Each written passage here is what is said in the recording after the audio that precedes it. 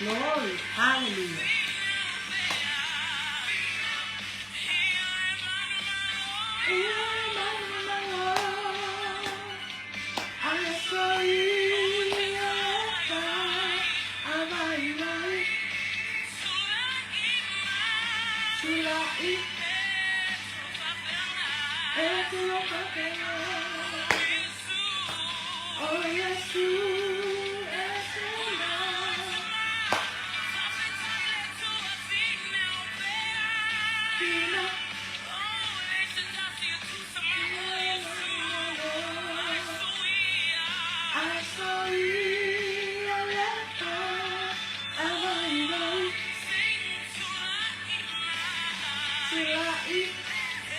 Glory. Oh, yes, you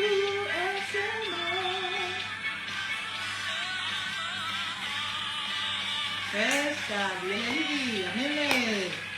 Praise Lord. Hallelujah. Yeshua.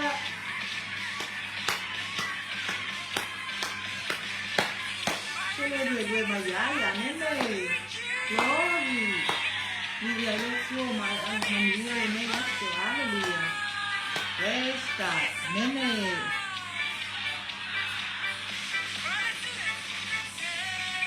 Yep.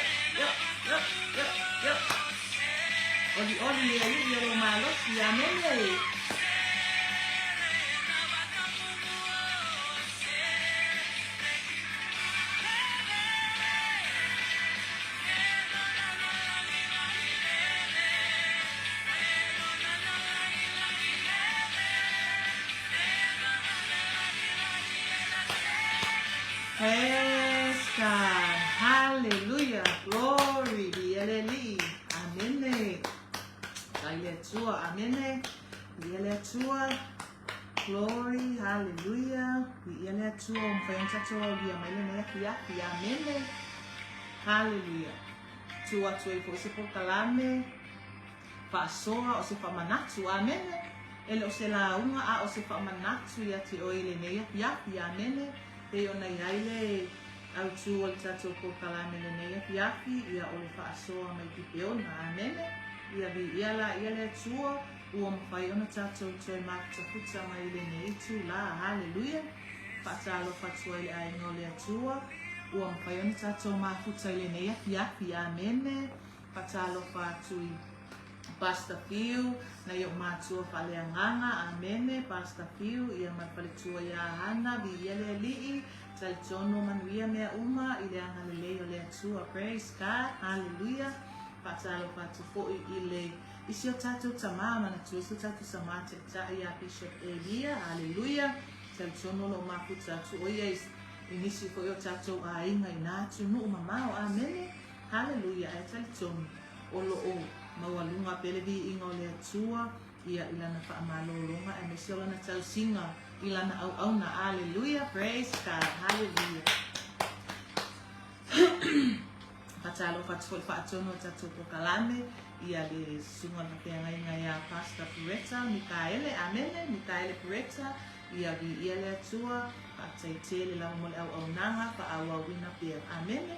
Ina ia ole nana ta inga ia o atu. Amene. Ele ona ole wai tofu uma ia tatou ia o fata faitau langa e tapua ia. Amen. A ole manatu au tua ia o atu se fa manatu. Amen. Pe tasi pe lua pe tolu ni upu. Amen. A ia ola se amanga. Hallelujah. Praise God. Kama loa tuai ia au nanga ale sunga ya Pastor Mikaele Reta ia mana ia nei po kalami au natu. Valo whaafonga mai i lo maota malo lawa. Hallelujah. Vi ia le atua. Ia o te loa o ia o whasalo whatfole ai ngole atua mpana pale mai lunga tatou po kalame ni ia le alii ia whaataitele taitono o manuia mea uma. Hallelujah. Tatalo atu, tatalo mai whaamanuia tele le atua i lau whaafofonga mai le neia fiafi o lau sila mai. Hallelujah. Ai whao unga le atua i lana au na. Amene. Ia o te lo na tu watu lunga le tatou por kalame le au tu o se whaamanatu i le neia fiafi. Hallelujah. E maua mai le tu se Faamasino o lona mata o koe tolu. Ia o lona foi o koe fitu. E wha tu whaapea ua ngalo ea. Amene. Ua ngalo ea le atua aisea. Hallelujah. Praise God. Ni ia le atua. Amene. Patalo whatu nei tatou ainga le ngata e tunu i nei Samoa. Ia ane se koe watu nua mamao e Australia, New Zealand, Amerika, tutuila o pea lava. E o atu aile mamao le nei Faasoa. Patalo whamamanuia atu le atu aile o whaafonga mai le nei. Iapi, amene. Ai o te lo ai tatele i o ta whamanatu ia po se Faasoa po ile nei iapi. Ta mongo ile atua, amene. Patanisia lo na ngapa ia e te soso ani mai. Hallelujah. E wha a upenga lana au nga ia awa fisike awale ne yapi ia mfa u ila fa foma nene ia le atua le ne yapi fa fale na oile bi inga lo macho atua ele aise e ona ina le bi inga uana o la o fio lo macho atua macho tsalo ila o fio ia awina mai lo nga pa ia ila fa au unga ia ele mana o la o fio tamale toto Yesu Keriso sa wina i lunga le ea lo mato tua fia se mamao e o atua i o mato leo. Ia ia i se anganga ia ina le mea fia lo mato tua e ala le Faasoa lo mato tama, whamanuia, ne o mato a inga malava lo mato tua. Fia lava o whaafonga mai ai o au na tala ina lau fia au, ma tala lei lea taimi ma lea taimi ia i lau wha unga lo mato tua. Whamanuia mai lau fia lo mato tama le mea fia ono Yesu. Amen. Praise God. Hallelujah. Vi ele atua. Amen. O te loa. Amen. E ase taimi voi lea ele mawhaina e mai moa mai. Ia always taimi e ki ala o telefone te whaangolongo mai. Amen. Hallelujah. Whaamanuia atua ele atua. E nau atu nunga tatou por kalame. Ia le au tua tatou Faasoa le nea fiafi. Ua ngalo e ale atua aisea. Amene. I ele atua. O se tusi ua au mai e wha au tua. Ele tatou whamanatu i le nei afi. Hallelujah. E maua mai i le tusi a Faamasino e tolu. A olona foi upo i fitu. Amene. Praise God. Hallelujah. O te loe tele i o whi awole nei o le tatou o le tusi pa ia wale ai se vai panoa ele i pai ai au na le atua. Amen. Ele i pai ai i le launga ina i le aso sa ma le aso sa o le ataimi ma le ataimi. A o le upu ai a le atua e ola ai taimi uma. Amen. A whapepa manatu mai se mau se tasi le nei vai aso. A e tue whamanatu mai fo le vai aso fo. Amen. E ola e foua. Amen. Ona olea, ona ole upu ole atua e whamanatu, e tue whamahalosi atu ati oe a, i le nā taimi po ole ase tūlanga o e o iai wai mana o ni ese se soani. E tue whamahalosi atu ale upu le tasi, amen. E manuia i alo lotu a, awa ole upu ole atua, ole upu e ola, amen. Ole tausi a Faamasino lo nam ta upu e tolo, ono whai upu e fitu. E maua mai e se au tu o tatou Faasoa le mea whea mai. Ua mio leanga le whananga Israelu i luma o le alii. Ua lātou whaangalo fo i le alii lo lātou atua. A ua lātou au nātu i a pā ala ma a saira. Amene. Pai mai, ua mio leanga le whananga Israelu i luma o le alii. Ua lātou whaangalo fo i le alii lo lātou atua. Hallelujah, praise God. O le tusile sa o le malanga mai fo ilea Israelu mai ai pupito, amene, ina o taita i mai e Mose, sawa i lava taita i ngā Yosua, amene. Ai ina ua lata ina la a wailoa Yosua matua, matua Yosua, le soifua Yosua. Lea lana na whaamalo sipena ia ave, ni uku whaamaka na whana, i le nuu Israelu, amene, hallelujah. Le naolo o maua mai nai le tusi e Yosua.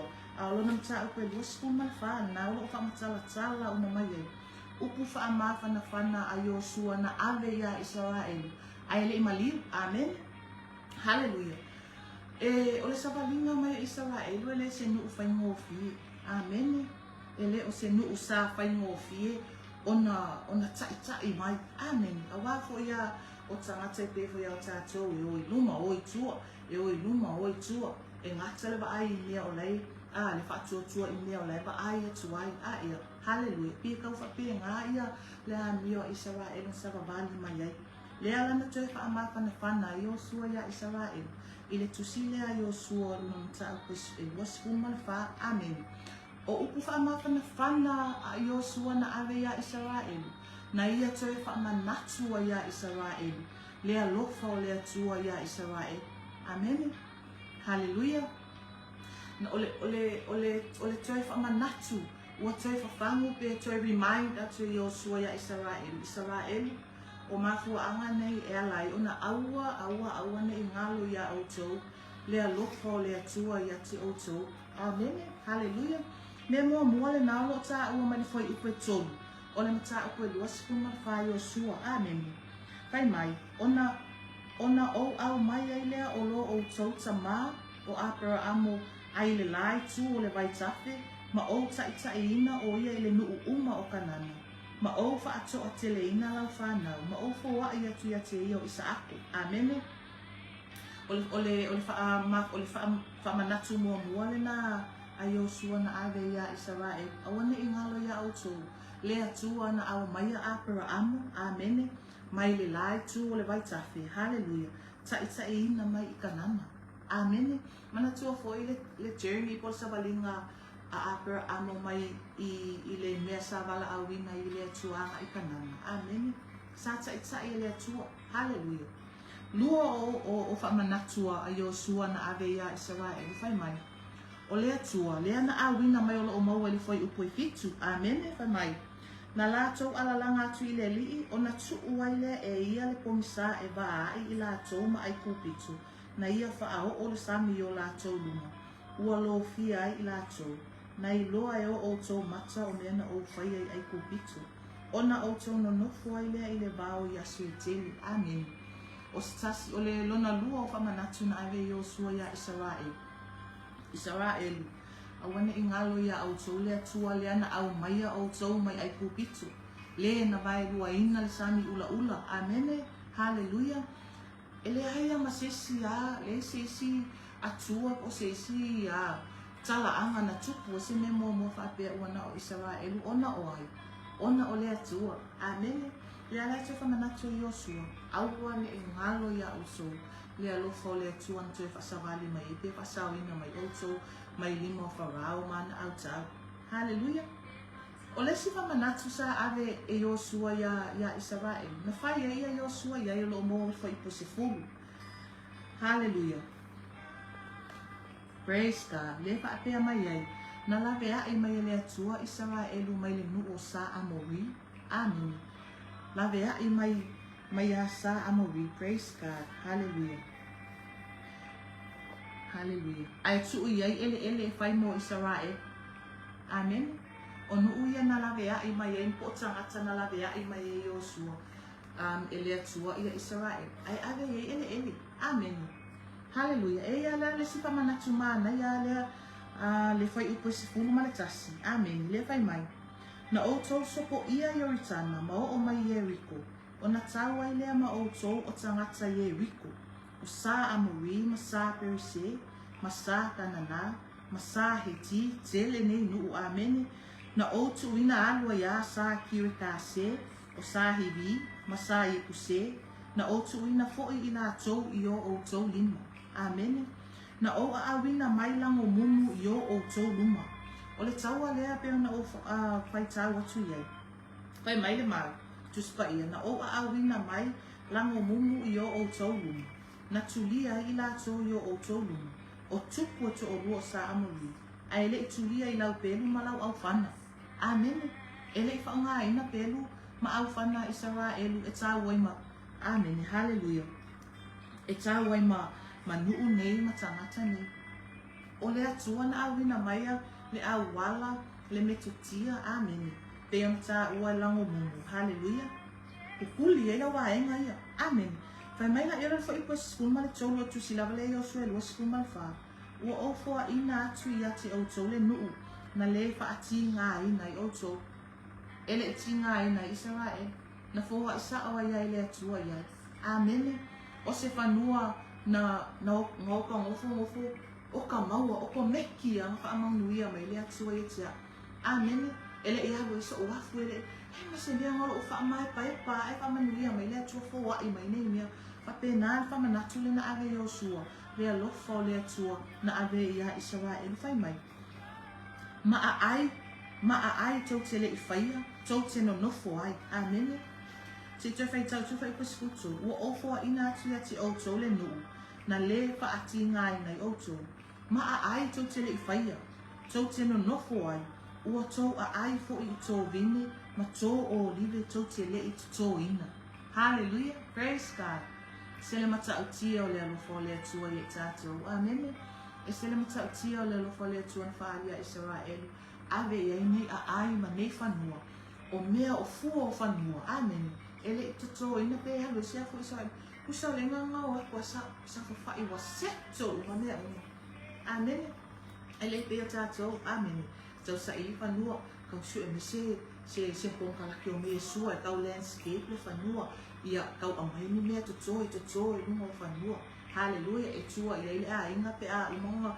fa mau tu le a inga Israel e o tu Israel wo ready uma mai me uma molato mai fe mai le alofa o le Atua hallelujah tele mana no i le fai mo fi amen pe ava ai tu ai ile savalinga mai Israel le fai mo fi amen a tu fo ya ile o langa le o tatu o lai amen tatu te savali asa amen ile fai mo fi no me kasi se aso fa alo mo ku ya pa i ko ma ko i ko vai amen ai le fo ia ile Atua hallelujah ona o le alofa tau muli o le Atua i ona tangata peita ina uma vai atu ia Yosua o tato o mai i le tusia Faamasino o ti Yosua amen o a mata ona wa ngalo a mata na ngalo ele fa te nga makwa i filiki a ngalo ia Israel le alofa le Atua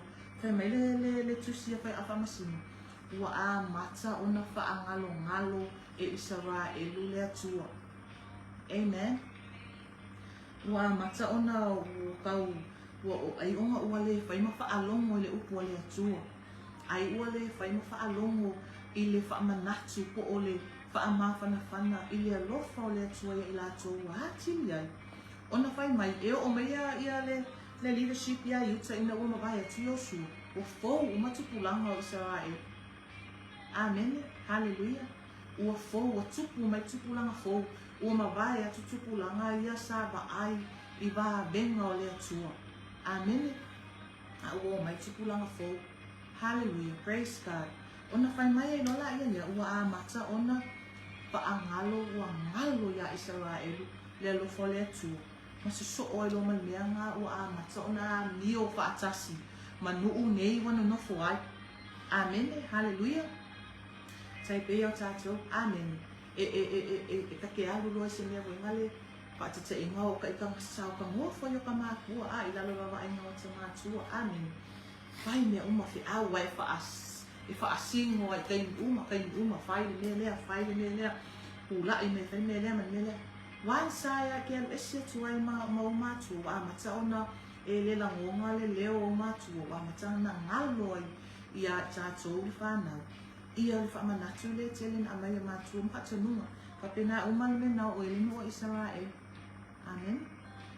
Ua a mata o na ngalo le atua. Ua a mata o na whaangalo ngalo. Ua a veala le whaangalo ngalo na ua a mata o na nio whaatasi ai manuu nei. Amen. Peo tātou. E usua e le tae au. Amen. Masani aia. Ala e lo le tae au. Whai le lotu le tae au. Whaafitai le atua. O le amio la langi nei wa iai. Na ala ngea kango ke phone ke kilo ko le ase update. Le ase update mai o i New Zealand, Australia, Amerika, Iran. Amen. Ua a mata ona fully. Ua a mata ona kako attach. Amen. Ia mionga le lalo langi. Hallelujah. Amen. Ele ngata ngale kele ia mano noa. Tele mano noa ia meo le lalo langi. O siva, amen, hallelujah, o TikTok, ma me pena. Ele pa pena nga sawa o le Facebook, TikTok, pa te tainga. O ko meki ang kako turn umayay. E amata malia ya oe na ngalo lau talo tayo. Ile tasi le aso, lua aso, tolu aso, amata ilo na ngalo. Ngalo atua, aisea, ona ua tatou kako attract. Amen. Ua tō sima e tātou i le lalolangi. Ua a mata ona tātou a mio whaatasi ma le lalolangi. Hallelujah. Kapena umaga anu tupu ia Israel. Amen. Praise God. Le whai mai ele, le whamanatu mai ele, le tusi lea le Faamasino lona mta upe lua. Au lona whai upe skulu matas. Hallelujah. Praise God. Pai mai. Ua whaapopo ina tu foi o lea tupulanga uma i o lātou tama. Ua mawai i lātou. O na tupu aile o lea tas tupulanga o e na lei loa lea li imana ngā luenga na ia whaia mo Israel. Ua mawai atu tupulanga ia sa tele a. Amene tatou mātua sa whaia le whaiva lea o le malua e lo o afiafi. Amene. Bese le lotu. Whai le vi inga i lea tua. Hallelujah. Ua a mata ona mawai atu ona ua a mata ona saule tupulanga fou lea e o ane loa i le afiafi ka kuo ka pasagili kuo ki i le afiafi. Amen. Hallelujah. Ka kuo ka pasagili nunga ka ngat. Praise God. Hallelujah.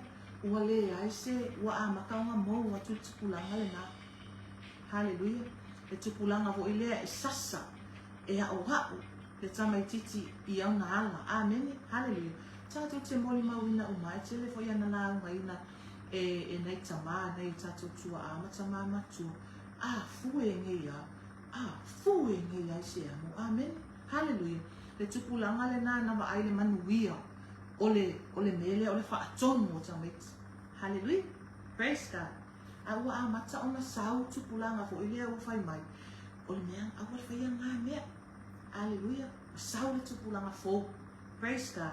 Mea umalan tupu ia Israel. Hallelujah. Ua sau tupulanga fo. Ngalo uma mea ia sa wa ai ia mātua i wā venga o le atua. Praise God. ole avela na ma mionga ua amaka nga mio whaatasa tuai manu ui. Hallelujah. O nuu ia pe ona ta ua le tuspa i. Ua amata ona ngalo i lo male atua. Male alo fo le atua. Praise God. Hallelujah. Ni ia le atua. Ona e aila ia leo le nelea. Ibo ole whaamalo si au mo tato. Amen. Tato uma. Tato matua. Praise God. Praise God. Hallelujah. Manua mo wa tato taimi tato te whaamatala ia tato whanau. Whaamatala atu i se o so tangata le leo le atua. Share atu le leo le atua i le tangata. O venga o le atua i te tango whaamatala i lau whanau. Hallelujah. Tau i lau whanau. E se le whaingata o le asa inga menga o tomo whainga o katoa inga e ana le se ano le atua. That way, e te whamanatua i lau watali, te whamanatua i lau wafini. E tupua e fo i lau whanau. E manatua pe a le alofa o le atua. Manatua pe ala o le atua e te tau sa au uia. Ma e te tau ona o lato uia. Amen. Awa o le tele o isi tato o le whanau. Amen. Umatulo o matua sa toa anga a tau tua i le atua. E ala i e kalesia e ala i so se vaenga un. Nana umatua matua o ko meki anga sui leo langa. Amen. Ko meki anga sui leo langa mai i le ola whapa ia ina wa esi ale me e aluanga i leo langa. Praise God. Ai o le taimile nei o tatou. Praise God. Tatou whamatala i tatou whanau. Tatou whamanatu i tatou whanau. Le alofa o le atua ma le alofa siri esi o le atua. Na ia taita ina mai i tatou. E whaawau atu fo i ala i tupulanga na le mau lea o le alofa o le atua. Mangalu wenga le lei uma. Amen. Awane pe tato Israel. Praise God. Manga uma tua langa tupulanga ia na maai i venga o le atua. Uma tuma Yosua. Ke ia le wa makanga mimilo e mililiwa e whaapea. Mimilo e whaapea. Matana o a mio whaatasi ma le lalolanga. Hallelujah. Praise God. Di ia le atua. O le isi maenga na whaitawina mai e pia. O le nuu leo Israelu. E le ngata ua a mata ona ngalo le atua. Hallelujah. A ua a mata ona o a mio ua a mata ona ola pretend i lumo le atua. Praise God. Hallelujah. Ua le ngata ina ua a maka ona ngalo le alofa le atua ua whaasanga i le lalolang. Awa iai lo malmeanga ua pewa ola pretend. Amen. Whai matou whaataitinga a whai matou singing practice choir. E se so le tūmalo si o nei taitai o mako o whai pese. E sa mala mai le ngea. Pese male whaau uma. Amen. Pese malo leo e ofo mo le atua e te siva. E te whai tanga e te ilo e manguia koe le skangaka. Te rala a o te nia ne la ia matou whai pese. E ma se sa o uma whapengi. Kwa sala mo, praise God, hallelujah. Once I am se koe malava ainga le, malava ainga ia tai soli. Ai vai le solo amen. Apena umanen tuku ila whana, praise God. Amaton no fone ma whana, amen. Ole file mu ia, amen. E ke vai e ku la e mai oka e savali mai e kaule, whakongue, file mu. Ai fai le Parents Day, amen. Tau sanga o mawai. Fai me le reportes fai au, soli. E se le ko i ngā ula wale soli. Amen. Hallelujah. O tātou, amen. E tau teo e se mai loma le atua. Iai loma le mea ia kako, wa makau kako ola pretend. Se ilonga tātou te o i lotu. Se ilonga tātou te o i mafutanga au talavo. Amen. Se ilonga ko ki o i whatasinga ho ia e launga ina i upo le atua. Kako ai lola i lo kako file mu. Once I uma i le tua wale lo mai tato e whai au mawai. Amen. Soli. Wa opposita. Ona olea. Ua mio whaatasi ma le lalolani. Ua le ai e se loto matau i le atua. Loto matete. Amen. I le atua. He sila mai le atua. Hallelujah. Praise God. Ni ele ali. O le mela na le tupu no Israel. Amen. Ele ngaka wa makanga o i foi tupua. ua whai anga sala o le muli lua. Amen. Ai ua olo le mea ngā. Ua amaka loa pe eva ai pe e olo se mea voi ngale loa lai lea tua. Ke ia wasui. Ai ngā uma ia whaapea la tau ua uma le tua lea tua. E o le sila mai whonga lea tua. Ke ia le ua ula vale whaakase koe mai skangaka ma lo vale. Amen. Hallelujah. Ona ole a. Ole ua amaka o ngā attach lo loto I mea le nalo lana.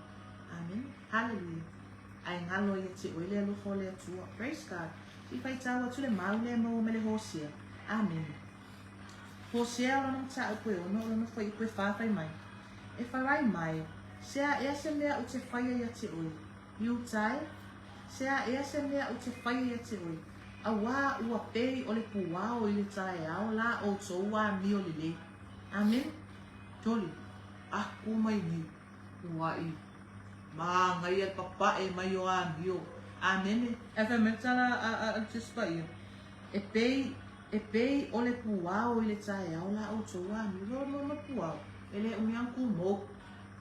E le umiantu mo. Praise God. E pei o le sao fo I le vaveao o na mawai atu. Hallelujah. Ua amakanga wale mau, wale tu mau la wa mio. E pei ona, hallelujah. E pei ona tusai malfina ngalo le atua. Amen. Pei ole au, pei on tau tispa ia amen. Asinka mai kaimi ai ke ko amai ai. Le silua mi uke. Pe kolo. Amen. Hallelujah. Sila mai le atua. Pe nga umanenga o ia Israel. Amen. Ua ole savalinga la na Israel. Ngai ua ia ngau olo le mea ngā pe ua whaki vo ingali. Ua lela vava. Pe ua sua malie ia lato. Amen. Whaako singa mai isi o kupua o so sko I ngā mea whaafia o le lalalang. Amen. So singa ele lotu. Ai ngalo ai lo le atua. Praise God. Amen. O oi lo le mea ngā ua whai atu loa. Tato o le lotu a whamai. Ia o aku ia o kou ka maa ia. Waka lela ba. Praise God. Ala ngā pia. Ia lenga o loku la saling ke a ia. Ke longa lai alo whamai ale tua wa ngā o nge ia whaamisie you know. Wa makang whai excuse. Amen. Excuse la ngā e o se so o ia malo whai excuse I le atua o e whaapea ni. Tama ia o ke le loku la saling ia o la salia ia o loku la salia. Tama ia ia lo whaamisi kupe vai asongi. Amen. Ai au mea sa kupe vai asongi. Ia e ke lea sa u sifulua ia whai ati oi. Ke lea se alo whawhiwhi au whai la sali la sa. Le asa, pe ake le sa kupe ki au mai. You know. E le mawhai ele ai se nei lalo le lalo langi le nei lalo leo langa le nei. E mawhai ona tau ria le alofo le atua e tato. Au neo tupu e tato. Ua amakaunga ko whakaangofi e a mai le alofo le atua. E whaakusa I ni mea o tato mau. Maka ko whai mai ei. Pei waka ko ola pākeni le atua. Amen. Ma tato whapea tu tama. Ia e amai ane lea. Ia e te amai alon mea lea. Ia pangolo fo ia baku lea. Ele aise anga tonu ia I tato. Tato te whai aise mea. E pālengi ma le alofa o le atua. O le alofa o le atua. O le alofa e le mawhai onga e o. Onga e a e ina o le alofa o le loloto o le alofa o le atua ele mawhainga e mōni. A o lewa kako kau mawhai. E a mai le alofa o le atua e kau match I mea I e o e o kako ngalus. Ono o lea. Amen. Matana le se me ma le atua. A wane I tatou mamau e se mai ma le atua. Amen. A wane I tatou mamau e se mai le alofa o le atua.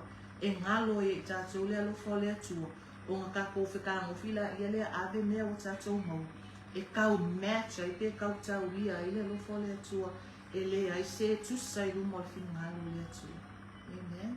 Hallelujah. Pe ngane na o nua Israel. Wa ngalo e aisea le alofa o le atua. Amen. A mako e ngi whangua o ngai a ai o mea uma. Ai ngalo ia Israel. Ngalo. Ona o lea. Ua a matauna sua malie le lalo langi ma mea ia o vava ai ia. Amen. Ua a maka onga satisfy Isingeia kama inea mai laulang. Ai ngalo ile alofa o le atua. Praise God. Papena uma ho ia tātou. Amen. Le o langa le tātou te o lai. Ka koki whai mai o le atua e alofa. O le atua e alofa lawa ia. Pa wansa e so whai e o e whakitau. Nanga pā e iko. Amen. Nanga o so whai o e whai mai. Le atua. E sinia le atua. Ile nge ia. Ile nei ia whakitau le tasinga kofo ina ai oi. Tofo ina ai oi. Ai ngalo ia o le atua. Ma le kele o menga whai le atua mai ai lo wola nga ato. Asinge ia whakitau le tas. Ai ngalo ia o le atua. Penga manenga o ia Israel. O ako ko singa ngai ia kama inea manga ngai o le amu. Ma le ai. Ko e ngalo ia angale ai le atua ma le alofa o le atua. Ele o mai i. Amen. Hallelujah. Praise God. Ni ia le atua. E male ba inga fo ile va pe. Ia ai anga le ko ke ngofo lalan. O le atatu te ngofo lalan ia e ami fa akasia lalan. Amen. Hallelujah. E fa mele salamo e fitu sku male ba lo na fa uko tolu sku won. Male tolu sku fitu. Fai mai. A ua la tau pepelo ia te ia i o la tau mutu. Ma ua la tau faa ole ia te ia o la tau laulo whaiba. Ele i tutu mau fo i o la tau loto ia te ia. Ele i faa maa oni fo i la tau i lana whea ngaima. Hallelujah. Praise God. Se le matau tia o le amene. E se le matau tia o le alofa o le atua. Amen. A o tātou o tangata o kako le wha maongi o kako wha ole ia kako. Ia ngake ia leo whai mai. Ia nga leko ke o le lalangi. No? Le ai. Amen. E sa ili atu i nei. Amen. E sa ili atu i nei le taimini nei lo pali. I le ola e wha avavau. E le whai ngō fie. Praise God. E le whai ngō fie le ola i le lalolangi. A ia kako o a ia tātou whaia mea tau i le langi. Ele tem no fio. Aya, ele o lo malos. Amen. Le ma fa lo malos. Wana ole nganga ole atua e so so ani mai tatu. Fa malusia ele tatu savalima. Amen. Praise God. Vi ele li. Praise God. Hallelujah. Taitama. Tailo alofa tailo fa amaun. Selema tio lo fa amaun. Praise God. Hallelujah. Ole savalinga na Israel. Mako ai ngalo ia Israel ule atu. Fai ia ni ia mi o leama. Amen. O ese me ama sila fanga le atu. Praise God. Ele ama ese senga matato. Hallelujah. Tele o mea tato te ole le atu atama. Ye e fa manguia mai le mea. Ye e au mai le mea le ye au mai le to tele te. Amen. Ele nga le kasi se aso. Ma o te iloa ele na le tasi si te taimi e te whai e lea tua e alofa mai lea mea. Ia e au mai a lea mea. Ia e fo wai mai lea mea. Amen. Wan sa tātou te maua. Alo atua lea tua. Praise God. A o whamanatu mo i tātou le lea pia. Amen. Awane i ngalo lea alofa o lea tua. Awane i ngalo. A ia awane i ngalo ma ia e tango e whamatala atu. Share atu le alofa o le atua, even i lau whanau. Amen. E o i lau whanau. E makukua e fo i a lau whanau. Amen. E le ngalo i a lātou le atua. Onga o le atua sa alolofa i o lātou mātua sa taitai me i lātou. Awa e le whai ngofi e savalima. Amen. Amen. E le pape whiola mai longo fo i ngei whale te whio wai nei tāwani. Amen. Sa wa aia le alofa o ngai mātua. Amen. O se whamalosi o ela lea mo tātou le whanau. Awana i ngalo lea lofa o mātua. Amen. Hallelujah. E te wa aia i pe ai aso uma. Le lawa le Faasoa. Amen. Le lawa le kupe whaakau. Le mea ai tau Faasoa. Ai tinganga le lawa se tupe e kau sefe mai a se kupe a wā oe mo la wā onga. Amen. Tinganga le lawa se kupe e kau sefe mai a singa kupe whaakau e lau api. Amen. Mele te toa i o tātou loto, le ola alofa. Amen. Awane i ngalo le alofa. Praise God. Hallelujah. A ia siria na awane i ngalo le alofa le atua. Mo i tātou. Lea na I ua I lava I le maliu o lona alupele o Yesu Kirisu. Amen. Tātou ua makua I ku'u la fua inga kākou wois. Oh, a mio I le lalolangi. Amen. Ai alofa mai lava le atua I tātou. A wina mai I lona alupele o Yesu Kirisu. Hallelujah.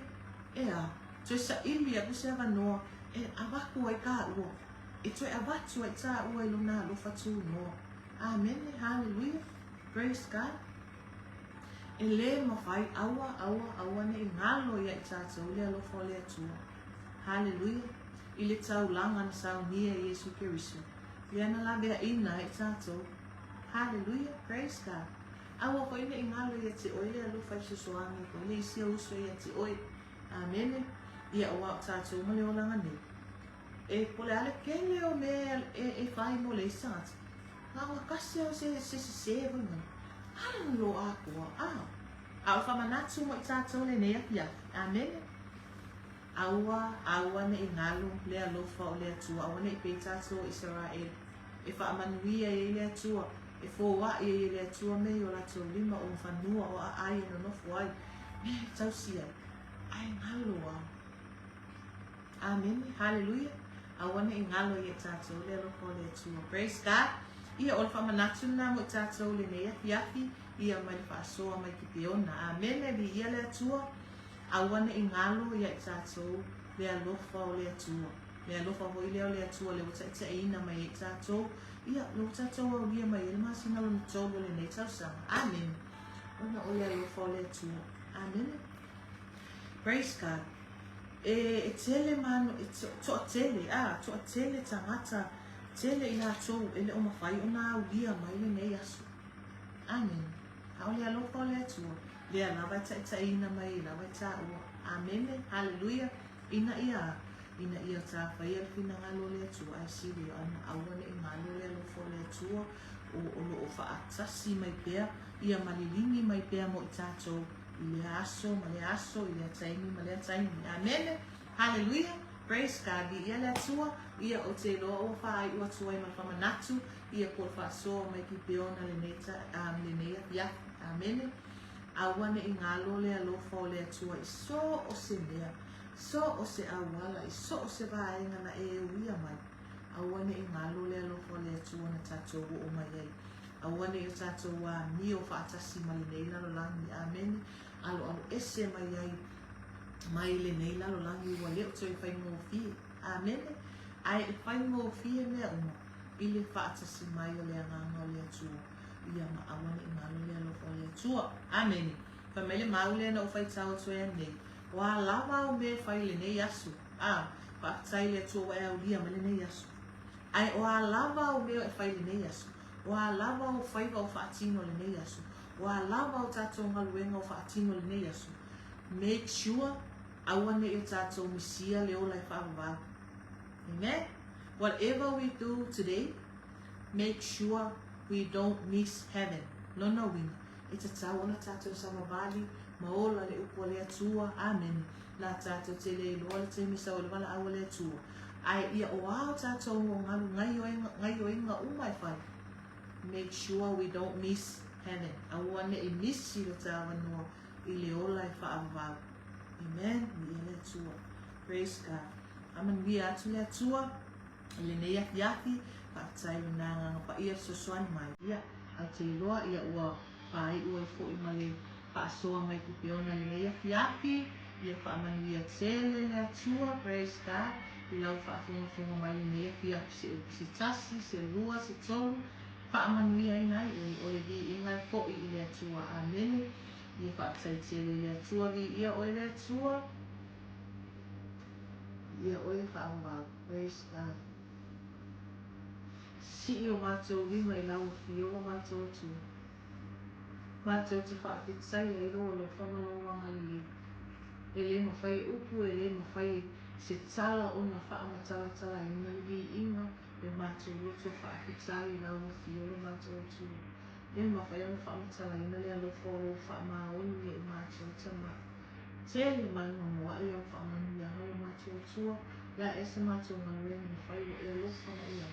Ai whaatai Yesu Kiriso o mātou ali whao. Matutue mo wale me even avanoa mo lau fia ma lo mai lo ngā tama. Te tele lo ngā pa ia, soso anu mai, au ngai hiapi, au wale share ina se whamanatu, au na o lau whanau, whakawhawha mai lo mātou atua, ia lau fia lo mātou tama. Su'u yo mātou loto, au wange i ngalo i mātou ia lo fole atua lo mātou tama. Pamanuia mai lau fia, pamanuia tuli tamale na, pamanuia tuli tinale na, pamanuia tuli eiso na, pamanuia tuli tuangani le na lo mātou atua whanau, ia manuia whamanuia sa moa a siri na e whamanuia ia Israel. Tui malu whamanuia ngai ingo lau whanau tama, whaatai lo uku lau whamanatu le hea pia, ia po i le vi ingai lau fio. Ngalo i mātou whanau na sala i toto Yesu Christo i mātou i pau. Amen. Hallelujah. Praise God. Iele piapi, God bless, iele tua, alo patu.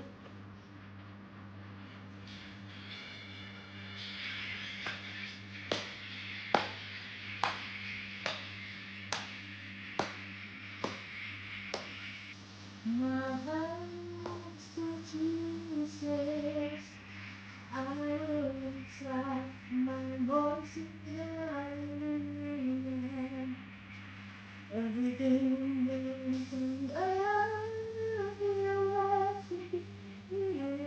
I sing magnify Lord again. Sing hallelujah. God bless. Hallelujah. Praise God.